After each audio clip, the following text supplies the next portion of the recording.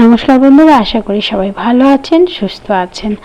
আজকে কিন্তু মঙ্গলবার আমাদের বাড়িতে সবাই নিরামিষ থাকে, তাই আজকে নিরামিষ রান্না করতে চলে এসেছি। বানাবো বাসন্তী পোলাও আর হচ্ছে পনির কারি। বন্ধুরা, আপনারা যারা আমার এই ভিডিও দেখছেন, যদি ইউটিউব থেকে দেখেন তাহলে প্লিজ প্লিজ প্লিজ চ্যানেলটি সাবস্ক্রাইব করবেন আর পাশে থাকা বেল আইকনটি একটু প্রেস করে দেবেন, তাহলে আমার রান্নার সমস্ত নোটিফিকেশান আপনাদের কাছে প্রথমে চলে যাবে।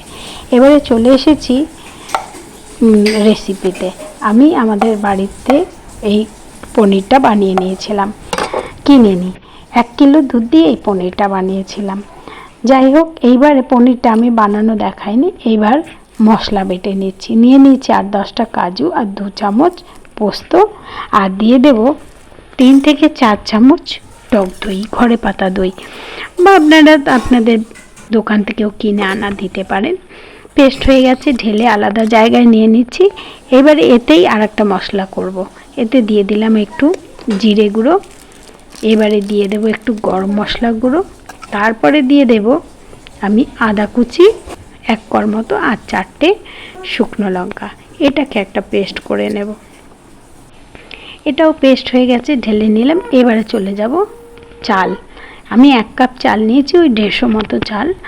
আর এটাকে ভালো করে ধুয়ে নেব। ধুয়ে জল একদম ঝেড়ে নিয়ে তারপরে এতে মাখিয়ে নেব হলুদ আর ঘি। বন্ধুরা, আপনারা যদি আমার এই ভিডিও ফেসবুক থেকে দেখেন তাহলে পেজটিকে ফলো করার জন্য বিনীত অনুরোধ রইল। আর যদি আমার রান্না পছন্দ হয় তাহলে লাইক, কমেন্ট, শেয়ার করতে কিন্তু কেউ ভুলবেন না, যারা ইউটিউব থেকে দেখছেন অথবা যারা ফেসবুক থেকে দেখছেন।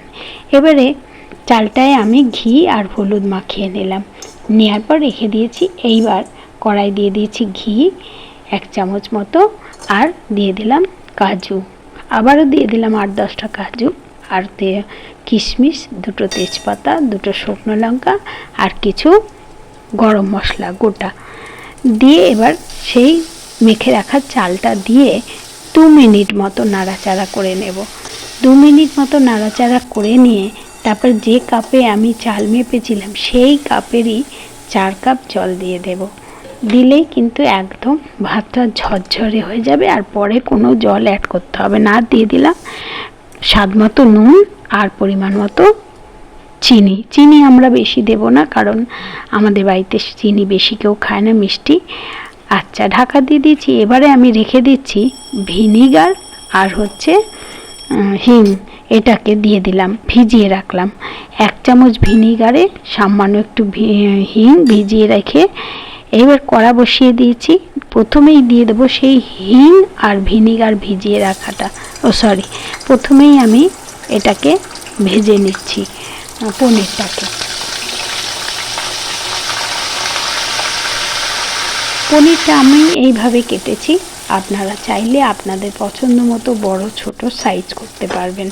আর পনিরটা কিন্তু বেশি ভাজবো না, পনিরটা হালকা হালকা ভাজলে না খুব নরম থাকে, খেতে অসাধারণ লাগে।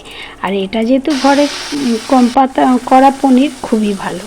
এবারে ওই কড়াতেই দিয়ে দিলাম সেই ভিনিগার আর হচ্ছে হিং গুলে রেখেছিলাম সেইটা, আর মশলাটা যেটা আদা, জিরে, গরম মশলা, লঙ্কা দিয়ে বেটেছিলাম।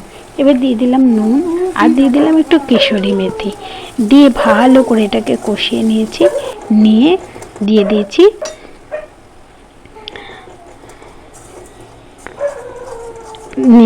দিয়েছি ওই মশলাটা, যেটা হচ্ছে কাজু, কিশমিশ আর দই ছিল।